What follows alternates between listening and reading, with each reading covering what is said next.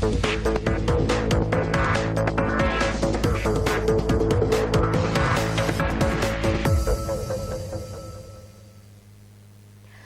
আপনারা দেখছেন high news. আমি শ্রীপর্ণা রয়েছে আপনাদের সঙ্গে। শুরু করছি আজকে স্পোর্টস টুডে। শুরুতেই দেখে নেব আজকের হেডলাইন্স।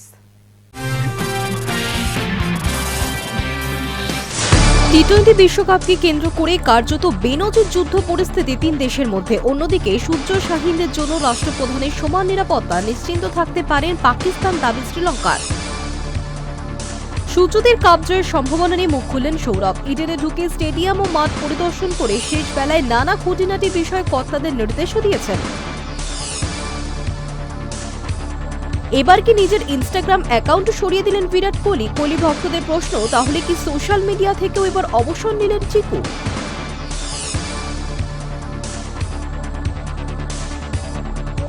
হিটম্যানের রহস্যময় পোস্ট ঘিরে শুরু চর্চা। টেস্ট ও টি-20 থেকে সরে দাঁড়ানোর পরে এবার কি একদিনের আন্তর্জাতিক ক্রিকেট থেকেও অবসর নেবেন রোহিত?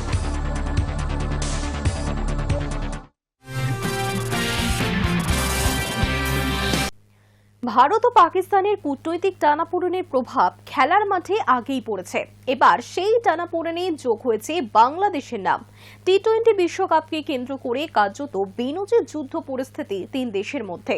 অন্যদিকে সূর্য শাহীনদের জন্য রাষ্ট্রপ্রধানের সমান নিরাপত্তা নিশ্চিত থাকতে পারে পাকিস্তান, দাবি শ্রীলঙ্কার।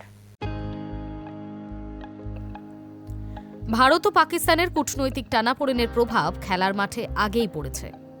এবার সেই টানাপোড়েনে যোগ হয়েছে বাংলাদেশের নাম। টি-20 বিশ্বকাপকে কেন্দ্র করে কার্যত বেনজির যুদ্ধ পরিস্থিতি তিন দেশের মধ্যে। এর মধ্যে পড়ে খানিক অস্বস্তিতে ক্ষুদ্র ও নিরীহ প্রতিবেশী শ্রীলঙ্কা। তাদের ভোট কার পক্ষে? শ্রীলঙ্কার ভোটকর্তা বলছেন, তিন দেশে আমার বন্ধু। ভারত ও পাকিস্তান যে একে অপরের দেশে গিয়ে খেলবে না, সেই সিদ্ধান্ত আগেই হয়ে গিয়েছিল। সেই মতো এবারের বিশ্বকাপে পাকিস্তানের কোনো ম্যাচ ভারতে রাখা হয়নি। ফলে খানিক লাভই হয়েছে শ্রীলঙ্কার। স্বাভাবিকভাবেই লঙ্কা বোর্ডের কর্তারা কোনো পক্ষ নিতেই নারাজ। এতদিন পর্যন্ত ভারত, বাংলাদেশ, শ্রীলঙ্কার টানাপোড়েন নিয়ে কার্যত নীরবে ছিল লঙ্কা বাহিনী। এবার শ্রীলঙ্কা ক্রিকেট বোর্ডের সচিব এই ইস্যুতে মুখ খুলেও নিরপেক্ষ অবস্থান বজায় রাখার চেষ্টা করলেন। লঙ্কা বোর্ডের ওই কর্তা বলছেন, বাংলাদেশ, ভারত ও পাকিস্তানের এই লড়াইয়ে আমরা নিরপেক্ষ ছিলাম, এখনো আছে। প্রত্যেকেই আমরা বন্ধু দেশ।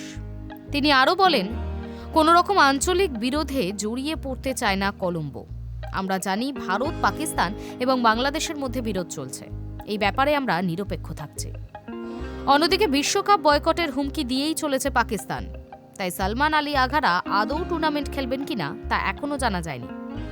বিশ্বকাপের সূচি অনুযায়ী 15 ফেব্রুয়ারি কলম্বোর প্রেমাদাসা স্টেডিয়ামে মুখোমুখি হওয়ার কথা দুই চিরপ্রতিদ্বন্দ্বীর। ম্যাচটি যাতে সুষ্ঠুভাবে সম্পন্ন হয় সেই লক্ষ্যে কোনো রকম ত্রুটি রাখতে চাইছে না শ্রীলঙ্কা। নিরাপত্তার চাদরে মুড়ে ফেলা হবে কলম্বোকে।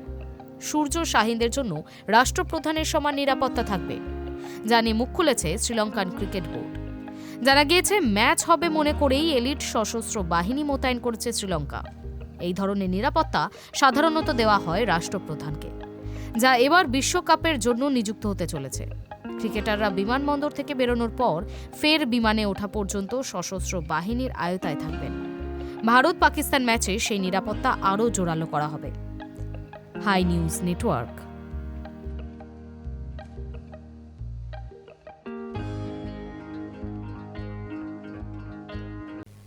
সূর্যদের কাপ জয়ের সম্ভাবনা নিয়ে মুখ খুললেন সৌরভ। বৃহস্পতিবার বিকেলে ইডেনে ঢুকে প্রথমে স্টেডিয়াম এবং মাঠ পরিদর্শন করেছেন তিনি।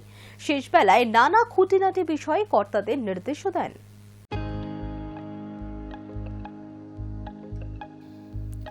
দুদিন আগেই শহরে ফিরেছেন দক্ষিণ আফ্রিকায় টি-20 লিগে কোচিং পর্ব সেরে। তারপরেই পুরোদমে প্রশাসক হিসেবে কাজ শুরু করে দিলেন সৌরভ গঙ্গোপাধ্যায়। বৃহস্পতিবার বিকেলে ইডেনে ঢুকে প্রথমে স্টেডিয়াম ও মাঠ পরিদর্শন করলেন। শেষ বেলায় নানা খুঁটিনাটি বিষয় কর্তাদের নির্দেশও দিলেন। তারপর একটার পর একটা বৈঠক সারলেন সিএবির সভাপতি। আসলে টি-20 বিশ্বকাপ শুরু হতে আর সপ্তাহখানেক বাকি। প্রথম দিনই ম্যাচ রয়েছে ইডেনে, তাই প্রস্তুতিতে যেন কোনো ফাঁক না থাকে তা নিশ্চিত করতে চান সৌরভ। পাশাপাশি এদিন আসন্ন বিশ্বকাপ নিয়েও মুখ খুলেছেন তিনি। ভারতের প্রাক্তন অধিনায়ক বেছে নিয়েছেন সেমিফাইনালের সম্ভাব্য 4 দলকে। সৌরভের কথায়, কারা সেমিফাইনাল খেলবে সেটা এখনই বলা কঠিন। তবে ভারতের সঙ্গে ইংল্যান্ড, অস্ট্রেলিয়া আর দক্ষিণ আফ্রিকার সম্ভাবনা বেশি। সূর্যকুমার যাদবদের ভূয়সী প্রশংসা করে সৌরভ আরও বলেন, বিশ্বকাপের সবচেয়ে আকর্ষণীয় দল অবশ্যই ভারত। অস্ট্রেলিয়া বা দক্ষিণ আফ্রিকাও দৌড়ে আছে। নিউজিল্যান্ডের কথাও বলবো, ওরা এই বিশ্বকাপের কালো ঘোড়া। ঘরের মাঠে নিউজিল্যান্ড সিরিজে দুরন্ত ব্যাটিং করেছে ভারত, তা নজর এড়ায়নি সৌরভের। ভারতের শক্তি প্রসঙ্গে তার বার্তা, ভারতের ব্যাটিং লাইন আপ তো দুর্দান্ত। অভিষেক শর্মা, সূর্যকুমার যাদবরা তো আছেই, ঈশান কিষানও ভালো ফর্মে রয়েছে। সঙ্গে বোলিংয়ে যশপ্রীত বুমরা, বরুণ চক্রবর্তীরাও আছে। সৌরভের কথায় কারা সেমিফাইনাল খেলবে সেটা এখনই বলা কঠিন। তবে ভারতের সঙ্গে ইংল্যান্ড, অস্ট্রেলিয়া, দক্ষিণ আফ্রিকার সম্ভাবনা বেশি। প্রসঙ্গত, গত সপ্তাহে ইডেন পরিদর্শনে এসেছিলেন আইসিসি প্রতিনিধিরা। মাঠ থেকে শুরু করে কর্পোরেট বক্স, দর্শক আসন এবং ইডেনের অন্যান্য পরিকাঠামো ঘুরে দেখে ওই যৌথ প্রতিনিধি দল। বিশ্বকাপের প্রস্তুতি দেখে তারা সন্তুষ্ট। তবে গ্রুপ পর্বে এবার এমনিতেই ইডেনে কোনো বড় ম্যাচ নেই। বাংলাদেশ না খেলায় দর্শকদের আগ্রহ আরও কমবে বলেই অনুমান। সুপার 8-এ ভারতের একটা ম্যাচ পেয়েছে ইডেন। গ্রুপ পর্বে মাঠ ভরবে কিনা সেটা নিয়ে প্রশ্ন ছিলই, যদিও সিএবি কর্তারা এসব নিয়ে ভাবছেন না। Hi news network.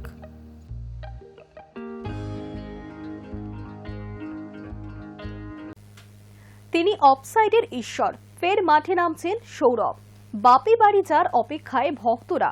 সদ্য দক্ষিণ আফ্রিকা থেকে ফিরেছেন প্রিন্স অফ ক্যালকাটা। প্রোটিয়া ভূমে কোচিং অভিষেক হয়েছে তার।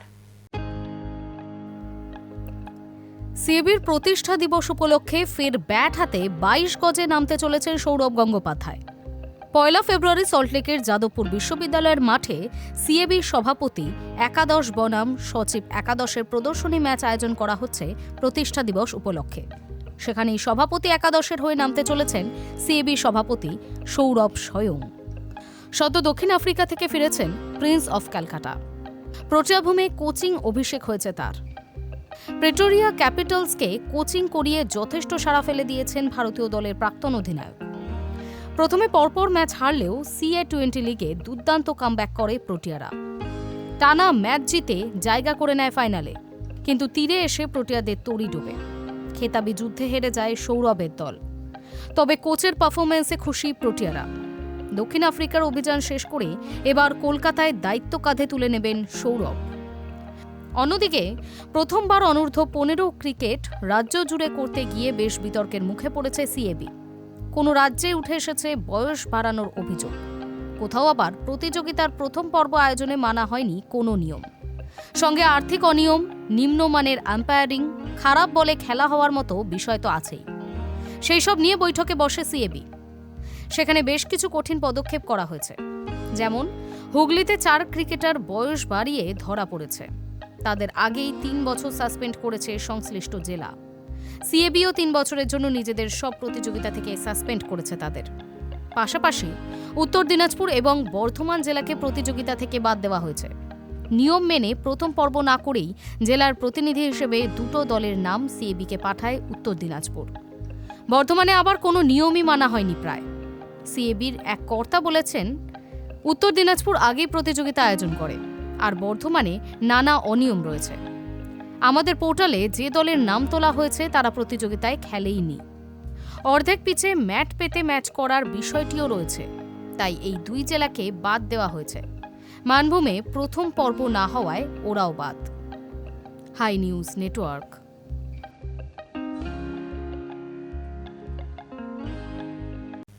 ক্রিকেট থেকে নিজেকে অনেকটাই সরিয়ে নিয়েছেন। দেশের জার্সিতে কেবল ওয়ানডে খেলেন। এবার নিজের ইনস্টাগ্রাম অ্যাকাউন্টও সরিয়ে দিলেন বিরাট কোহলি। নেটিজেনরা আচমকাই আবিষ্কার করেছেন ইনস্টাগ্রামে বিরাটের ভেরিফাইড অ্যাকাউন্ট দেখা যাচ্ছে না। আর তারপর থেকেই কোহলি ভক্তদের প্রশ্ন, তাহলে কি এবার সোশ্যাল মিডিয়া থেকেও অবসর নিলেন চিকু?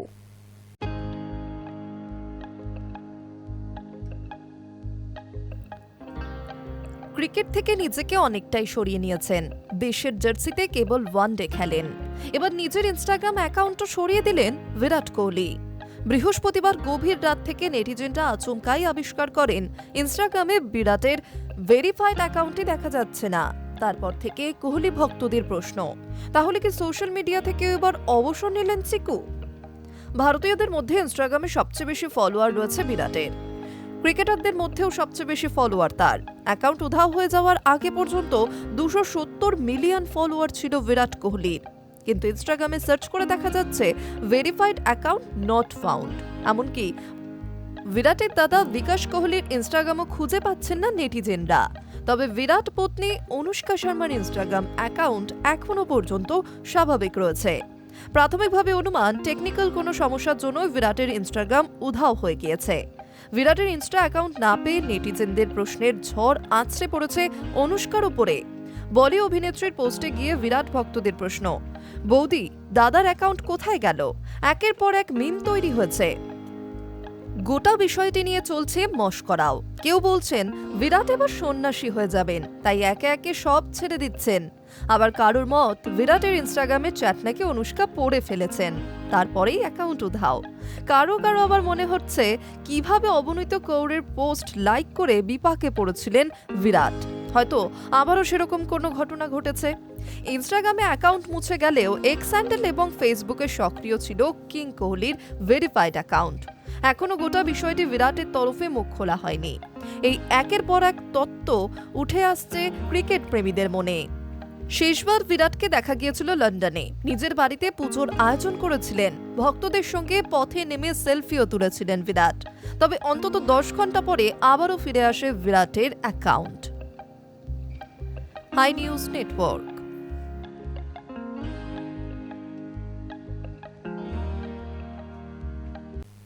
শনিবার বিকেলে বড়সড় ঘোষণা।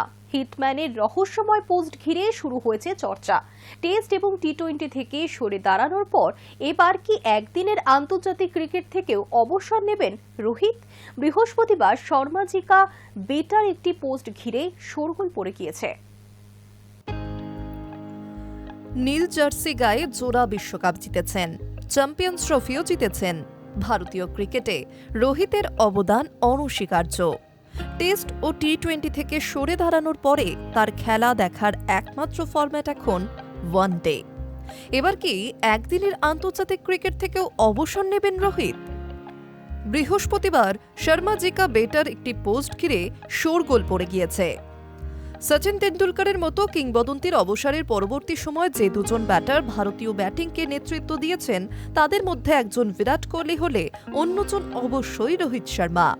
স্বাভাবিকভাবে ভক্তরা চান জাতীয় দলের জার্সি গায়ে এখনো দীর্ঘদিন খেলুন রোকো। এহেন পরিস্থিতিতে তাদের উৎকণ্ঠা বাড়ছে। এদিকে টিম ইন্ডিয়ার মহাতারকা ব্যাটারের ব্যাট কিন্তু কিউইদের সঙ্গে সিরিজে একেবারেই কথা বলেনি। 3 ইনিংস মিলিয়ে করেছিলেন সাকুল্যে 61 রান, সর্বোচ্চ ছিল মাত্র 26। এই মুহূর্তে ভারত খেলছে টি-20 সিরিজ, রোহিত রয়েছে বিশ্রামে। কিন্তু এই সময়েই তিনি অনুরাগীদের টেনশন বাড়িয়ে দিলেন। ইনস্টাগ্রামে তিনি এমন স্টোরি পোস্ট করেছেন যা দেখে নানা গুঞ্জন ভাসতে শুরু করেছে। ঠিক কি লিখেছেন রোহিত? তিনি লিখেছেন, নতুন ভূমিকা আসন্ন, লিড অফ ইন্ডিয়া। দেখতে থাকুন, আগামীকাল বিকেলে বড়সড় ঘোষণা। আর এই পোস্ট ঘিরেই শুরু হয়েছে চর্চা। আসলে রোহিত ও বিরাট দুজনেই টি-20 ছেড়েছিলেন টি-20 বিশ্বকাপ জেতার পরে। ঘোষণা করেছিলেন মাঠ থেকেই, কিন্তু টেস্ট থেকে সরে দাঁড়ানোর ঘোষণা তারা করেছিলেন সোশ্যাল মিডিয়াতেই। প্রথমে রোহিত, পরে বিরাট। সেই ঘটনায় যেন উকি দিচ্ছে বহু ফ্যানের মনে। তবে অনেকেরই মতে রোহিতের এখন খেলা ছাড়ার প্রশ্নই নেই। নিউজিল্যান্ডের বিরুদ্ধে তিনি যেমনই খেলে থাকুন না কেন 2027 ওয়ানডে বিশ্বকাপ পর্যন্ত হিটম্যান থাকছেনই। সেক্ষেত্রে প্রশ্ন উঠছে, তাহলে রোহিত নয়া পোস্টে কি ইঙ্গিত দিলেন? উত্তরের জন্য মুখিয়ে রয়েছেন সকলেই। উল্লেখ্য, ভারতকে টি-20 বিশ্বকাপ এবং চ্যাম্পিয়ন্স ট্রফি জেতানো ক্যাপ্টেন রোহিত শর্মা রয়েছেন এবারের পদ্মশ্রী প্রাপকের তালিকায়। সেই সুসংবাদের রেশ মেলানোর আগেই অনুরাগীদের মনে প্রশ্ন জাগিয়ে তুললেন রোহিত। High news network. থাকবে না সেমিফাইনাল, ফাইনাল। 11 বছর পর আইএসএল এ বদলে যাচ্ছে ফরম্যাট। ইন্ডিয়ার সুপার লিগ দেশের সর্বোচ্চ লিগ হলেও এতদিন ধরে গত 11টা মরশুম জুড়ে শুধুই লিগ ছিল না, ছিল লিগ কাম নকআউট প্রতিযোগিতা।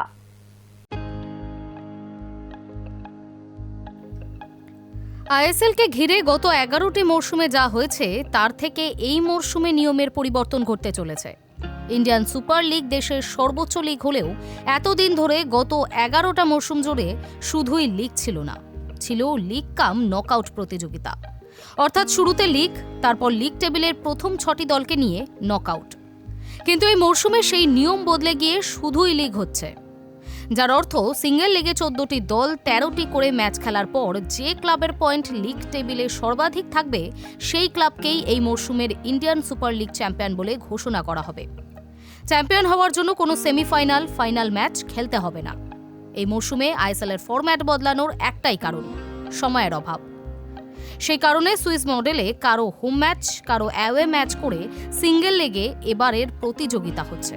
সিঙ্গেল লিগ শেষ হবার পর নকআউট প্রতিযোগিতা করতে হলে যে সময়টুকু লাগবে এই মরশুমে সেই সময়টা নেই, তাই শুধুই লিগ।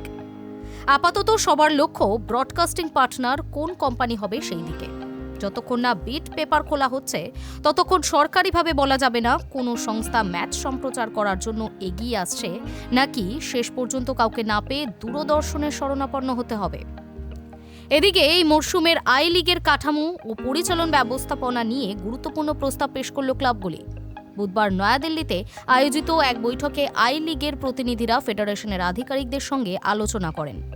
সেখানে গভর্নিং কাউন্সিলের পাশাপাশি ম্যানেজিং কমিটি গঠনের প্রস্তাব দেওয়া হয়েছে।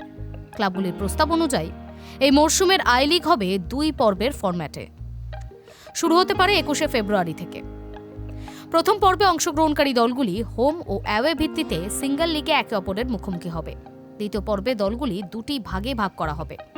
প্রথম পর্বের শীর্ষে থাকা দলগুলির হোম ও অ্যাওয়ে ভিত্তিক চ্যাম্পিয়নশিপ রাউন্ডে খেলবে, আর নিচের অর্ধেক দল সেন্ট্রাল ভেন্যুতে খেলবে রেলিগেশন রাউন্ডে।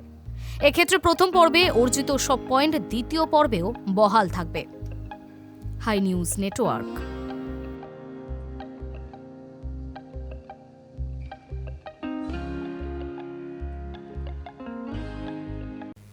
চ্যাম্পিয়ন্স লিগে মহানাটক, নকআউটে বার্সা চেলসি, রোমহর্ষক ম্যাচ হেরে প্লে অফে নামল রিয়াল। চ্যাম্পিয়ন্স লিগের নিয়ম অনুযায়ী প্রথম 8 দল সরাসরি খেলে শেষ 16।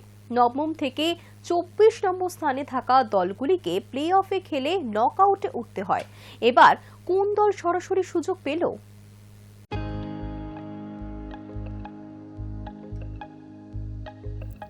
Classic UCL night. দক্ষিণ এশিয়ার ফুটবল প্রেমীরা চ্যাম্পিয়ন্স ট্রফির নাটকীয় রোমহর্ষক রাতগুলিকে এই শব্দবন্ধেই বর্ণনা করেন। বুধবার প্রকৃত অর্থেই এমনই এক নাটকীয় ক্লাসিক ইউসিএল নাইটের সাক্ষী থাকল ফুটবল বিশ্ব। টান টান লড়াই, দক্ষতা, ছন্দবদ্ধ ফুটবল, রেকর্ড, শেষ মুহূর্তের কামব্যাক, হৃদয়ভঙ্গ, সবটাই উপভোগ করলেন ইউরোপীয় ফুটবল প্রেমীরা।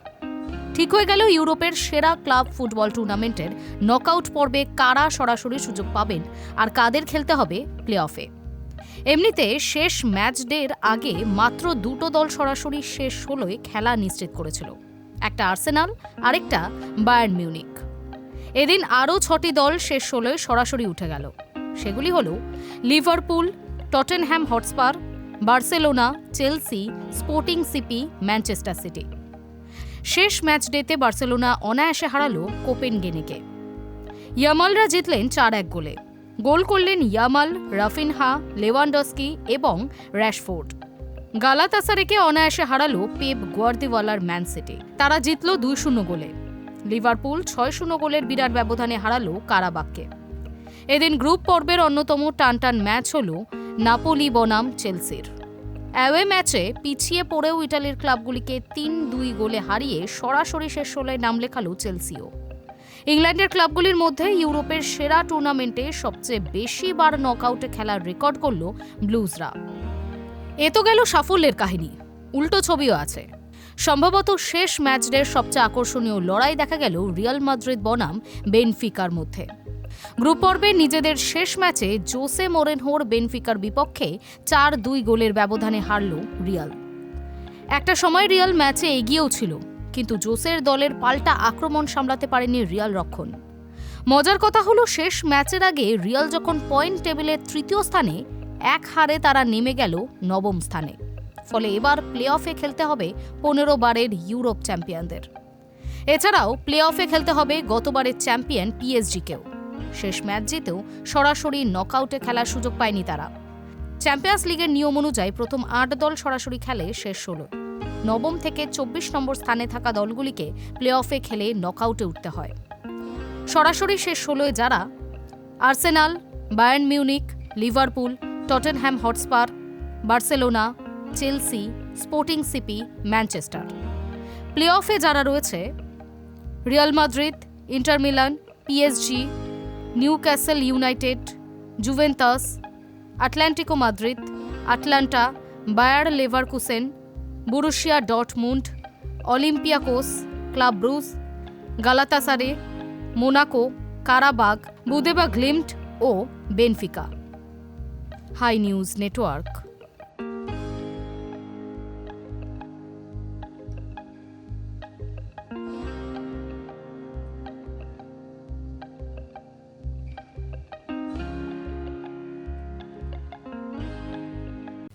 স্পোর্টস টুডে এখনকার মতো এই পর্যন্তই। দেখতে থাকুন হাই নিউজ।